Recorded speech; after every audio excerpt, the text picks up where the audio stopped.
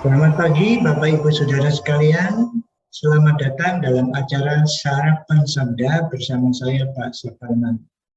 Sarapan kita pagi hari ini masih dari Injil Matius pasal yang pertama ayat 1 sampai dengan ayat yang ke-17. Dalam silsilah yang sudah kita bicarakan kemarin, kita lanjutkan tetapi fokus kepada nama-nama wanita yang dimasukkan ke dalam silsilah Yesus Kristus. Yang pertama namanya Tamar. Tamar ini sebetulnya menantunya Yehuda, orang Kanaan, bukan orang Israel. Anak Yehuda mati, kemudian dikasih satu lagi, mati lagi, lalu punya anak, tidak dinikahkan kepada Tamar, takut kalau mati. Padahal itu aturan waktu itu begitu. Kalau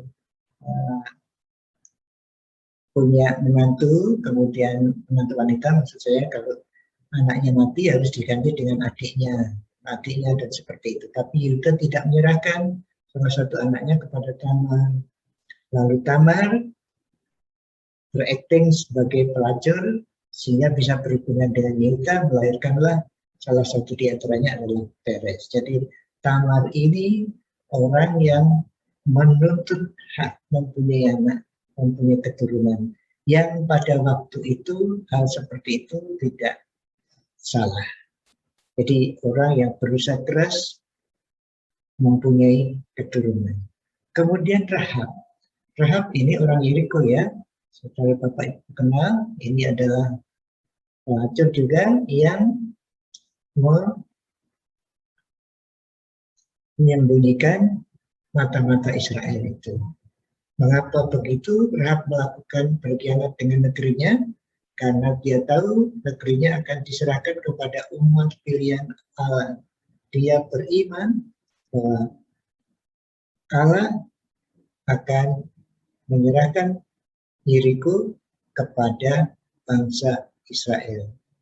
Dan dia akan selamat kalau kita mengikuti, kalau dia, maksud saya Rahab mengikuti mata-mata ini. Itu Rahab, orang Yeriko. Kemudian Rut. Rut adalah orang Moab yang mengikuti Allah Israel, mengikuti Yahweh. Dia mengikuti mertuanya Naomi, dan di sana dia akhirnya bisa menikah dengan Boaz. Kemudian berikutnya adalah istri Uria. Tidak dijelaskan di sini, ini Bathsheba ya, tapi tidak dijelaskan peranannya, tidak apa keistimewaannya juga tidak dijelaskan. Tetapi di sini Daud berzina ya dengan istri Uria. Ada catatan di sini, makanya disebut istri Uria, tidak disebutkan Bathsheba. Mungkin itu maksudnya menjelaskan Daud itu berzina dengan istri Uria. Dan pada akhirnya Maria, kita tahu Maria ayat 16, tapi Maria wanita yang dipilih Tuhan untuk melahirkan Yesus Kristus. Nah, mengapa wanita ini dimasukkan kepada istilah dalam silsilah, maksud saya? Mengapa Matius memasukkan ini? Padahal biasanya orang-orang Yahudi tekanannya kepada orang laki-laki ya, pada laki-laki, perempuan agak dinomorduakan gitu. Tetapi Matius tidak begitu. Perempuan dimasukkan, walaupun kita tahu ada perempuan-perempuan yang tanda petik dalam pemikiran kita mungkin kurang baik di sini. Katakanlah Uria berzina dengan Daud juga ya. Jadi mungkin kita bisa memikirkan bahwa Tuhan memakai perempuan dalam rencana penyelamatan manusianya, melibatkan perempuan. Tidak mungkin tidak melibatkan, jelas ya, karena keturunan harus lewat wanita juga. Jadi ini jelas di sini rencana Allah melibatkan kaum wanita. Rencana Allah juga melibatkan orang wanita dari berbagai macam latar belakang, tapi dipilih Tuhan. Jadi ada tugas wanita yang diberikan Tuhan. Dan mereka ini adalah ditugaskan untuk menurunkan Mesias. Jadi ada peranan kaum wanita.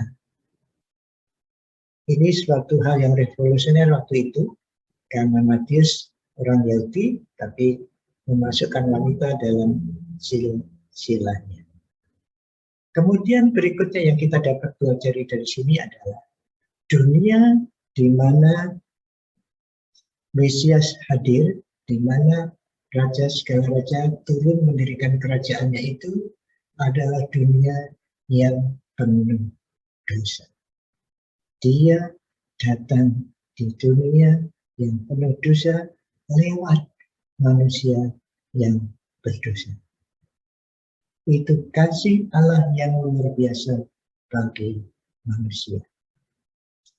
Kemudian yang tak kalah penting adalah bahwa wanita, bagi tadi ya, wanita dipakai Tuhan berperanan masing-masing secara signifikan tadi, yang pertama saya katakan tadi, di dalam rencana Allah.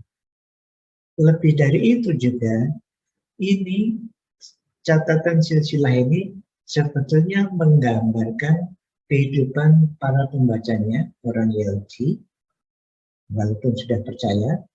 Itulah keadaan dunia, kehidupan sehari-hari di dunia seperti itu.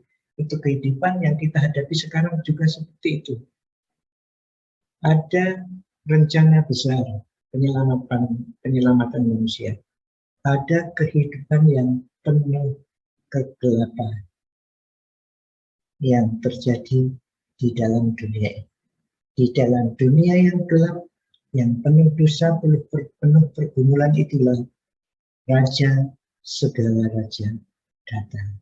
Kita bersyukur karena Tuhan mau menembus ke dalam kegelapan menjadi manusia untuk penyelamatan manusia ini. Mari kita bersyukur kita termasuk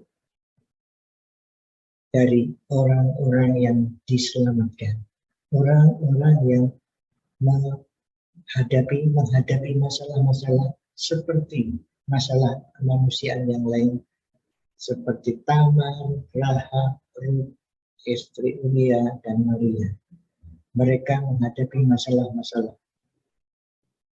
Itulah masalah kita juga, masalah sehari-hari. Tapi Tuhan datang ke dunia yang gelap penuh masalah ini lewat dunia yang gelap itu juga.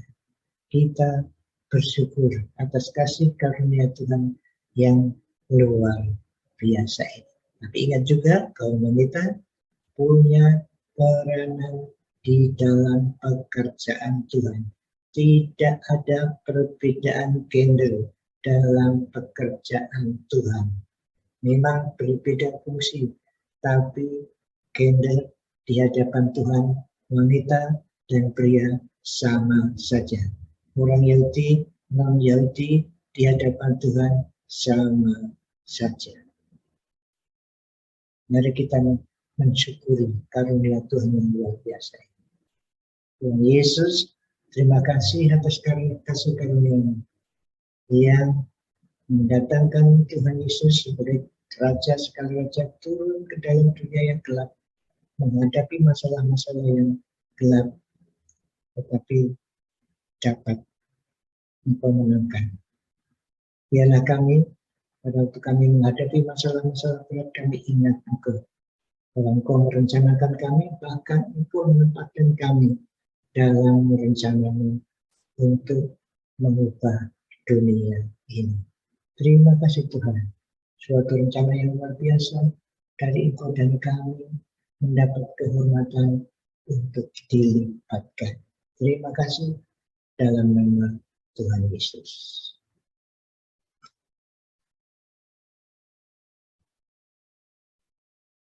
Selamat beraktivitas. Mari kita menjalankan peranan kita masing-masing di dalam pelayanan pada Yesus Raja segala raja. Tuhan memberkati. Amin.